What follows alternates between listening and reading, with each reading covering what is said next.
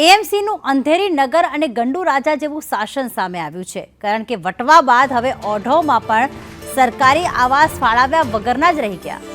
એક બ્લોકના 62 મકાન 3 વર્ષથી ફાળવ્યા વગરના છે. 2 વર્ષમાં 119માંથી માત્ર 57 મકાન જ ફાળવવામાં આવ્યા. સ્થાનિકો કહી રહ્યા છે કે અમે અનેક વખત રજૂઆત કરી છે. સાથે પણ કહી રહ્યા છે કે અમારા પરિવારોને મકાન નથી આપતા.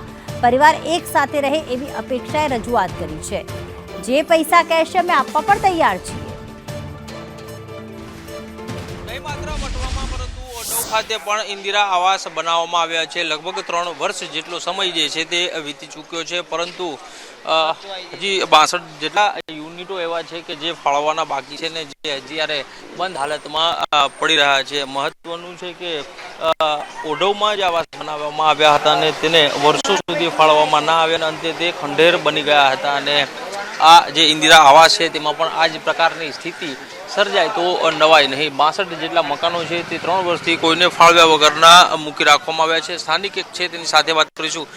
કેટલા સમયથી આ આવાસ જે છે તે તૈયાર થઈ અને લોકોને સોંપી દેવામાં આવ્યા છે, અને આ બિલ્ડિંગ છે તેમાં કેટલા આવાસો સોંપવાના બાકી છે? હજી હું પહેલાં તો મારું નામ જણાવી દઉં. હું અલ્પેશ મહેરિયા આ ઓઢવ ઇન્દિરાનગરમાં વસવાટ કરું છું. વર્ષોથી સ્થાનિક છું અને લગભગ આ 2013ની પોલિસી લઈને જ્યારે સરકારશ્રીના અંદર જે કાચું ઝૂંપડું હોય ત્યાં પાકા મકાન બનાવીને આપવા એવી યોજના હેઠળ આ કામ ચાલુ કરવામાં આવ્યું હતું.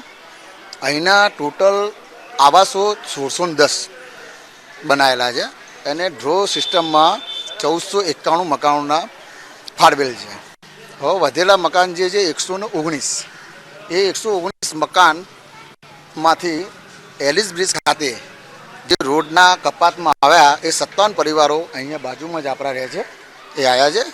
અને એ વખતે અમારે એમના જોડે મીઠી રકઝોક થઈ હતી.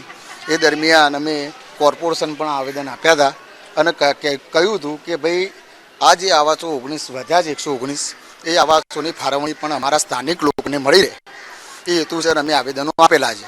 હવે જે 57 પરિવાર આપ્યા બાદ જે અમારા આવેદનો છે અવારનવાર અમે કોર્પોરેશનમાં અને કોર્પોરેશન દ્વારા બિલ્ડરને બંનેને જણાવીને અને આવાસોની અમારી માગણી હતી.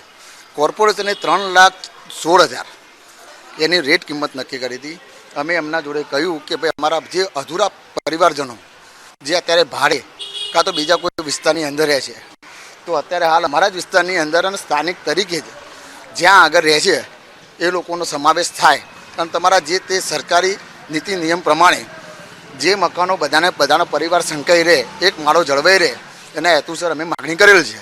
અને 2024ની 12મા મહિનાની 2023ની 12મા મહિનાના 23 તારીખે અમે આ આવેદન આપેલું કમિશનરશ્રીના કોર્પોરેશનના. હવે ત્યાર દરમિયાન અમને રજૂ કર્યું કે અમે જોડાઈ લઈએ છીએ. અવારનવાર તેના ધક્કા ખાધા છે. અમે એમના જોડે પૈસાની પણ તમારે જે તે પૈસા થતા હશે અમે ભરવા તૈયાર છીએ અને અમારો પરિવાર એક સાથે રહીએ એ અમે આધારે એના જોડે માગણી કરેલ છે. જે પ્રમાણે સ્થાનિક છે તે કહી રહ્યા છે કે આ આવાસ માટે થઈ અને અનેક વખત રજૂઆતો છે તે કરવામાં આવી છે. અમારું પરિવાર જળવાઈ રહે તેના માટે થઈ અને આ આવાસો છે તેમાં જ તેના અન્ય પરિજનો છે કે જેઓ હજી ઝૂંપડામાં કે અન્ય જગ્યાએ વસવાટ કરે છે અને તે લોકોને મકાન છે તે ફાળવવામાં આવે, પરંતુ તંત્ર દ્વારા કોઈ કામગીરી છે તે કરવામાં આવતી નથી અને અંતે આ મકાન જે છે તે બંધ હાલતમાં ધૂળ ખાઈ રહ્યા છે. કેમેરામેન ચેતન પરમાર સાથે કશ્યપ જોશી, સંદેશ ન્યૂઝ, અમદાવાદ.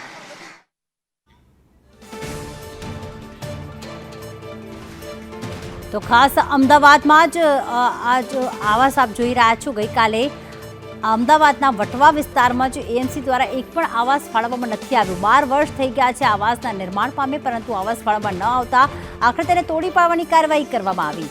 અને આ તરફ ઓઢવમાં અડધા મકાન ફાળવવામાં આવ્યા છે, અડધા મકાન હજી પણ નથી ફાળવવામાં આવ્યા.